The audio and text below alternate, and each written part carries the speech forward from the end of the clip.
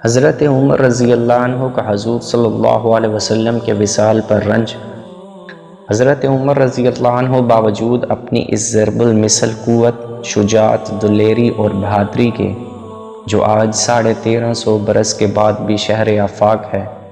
اور باوجود یہ کہ اسلام کا ظہور حضرت عمر رضی اللہ عنہ کے اسلام لانے ہی سے ہوا، کہ اسلام لانے کے بعد اپنے اسلام کو اخفا گوارا نہ ہوا۔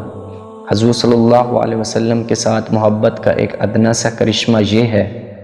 کہ اپنی اس بہادری کے باوجود حضور اقدس صلی اللہ علیہ وسلم کے وصال کی حالت کا تحمل نہ فرما سکے۔ سخت حیرانی اور پریشانی کی حالت میں تلوار ہاتھ میں لے کر کھڑے ہو گئے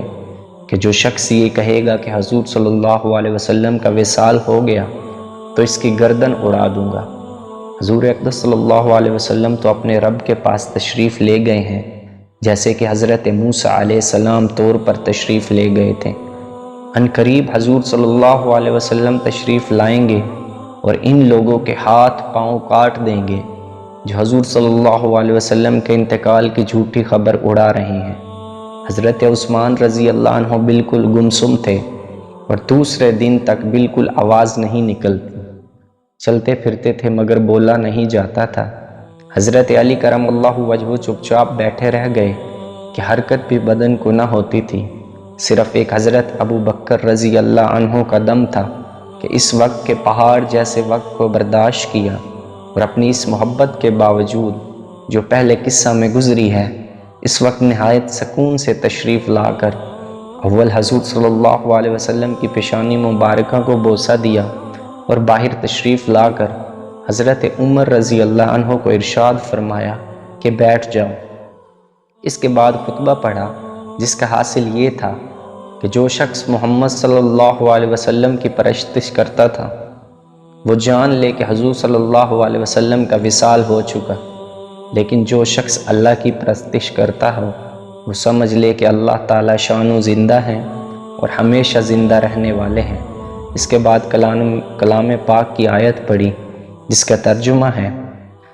محمد صلی اللہ علیہ وسلم نرے رسول ہی تو ہیں، سو اگر آپ کا انتقال ہو جاوے یا آپ شہید بھی ہو جائیں تو کیا تم الٹے پاؤں پھر جاؤ گے؟ اور جو شخص الٹا پھر جائے گا تو خدا تعالیٰ کا تو کوئی نقصان نہیں کرے گا اور خدا تعالیٰ شانو جلد ہی جزا دے گا حق شناس لوگوں کو۔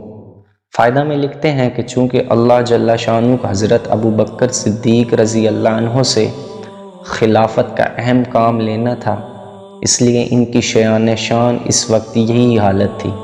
اسی وجہ سے اس وقت جس قدر استقلال اور تحمل حضرت ابو بکر صدیق رضی اللہ عنہ میں تھا کسی میں بھی نہ تھا، اور اس کے ساتھ ہی جس قدر مسائل دفن و میراث وغیرہ کے اس وقت کے مناسب حضرت صدیق اکبر رضی اللہ عنہ کو معلوم تھے،